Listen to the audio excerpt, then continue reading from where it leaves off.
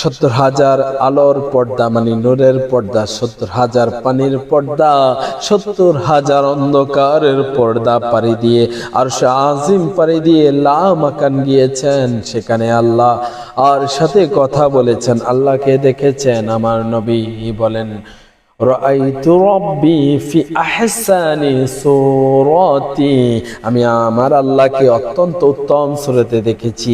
বন্ধুরা রে, আল্লাহ তাআলার কোনো সূরত আকৃতি নাই, তবে রূপগর্থে বুঝিয়েছেন। যেহেতু আমরা তো মানুষ, আমাদের সূরত রয়েছে, আল্লাহ তাআলা মানুষের মতো নয়। লাইসা কামিসলিহি শাইউন, আল্লাহর মেসাল উদাহরণ পৃথিবীর মধ্যে নেই।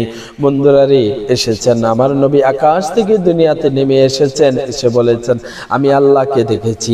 আবু বকর এক বাক্যে বিশ্বাস করে নিলেন, নবীর মেরাজ সশরীরে হয়েছে, নবী আল্লাহকে দেখেছে। এজন্য আমার নবী তাকে সিদ্দিক উপাধিতে ভূষিত করেছেন।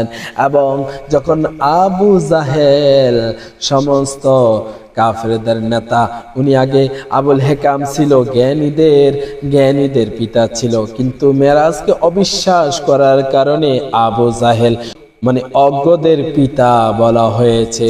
নাউজুবিল্লাহ।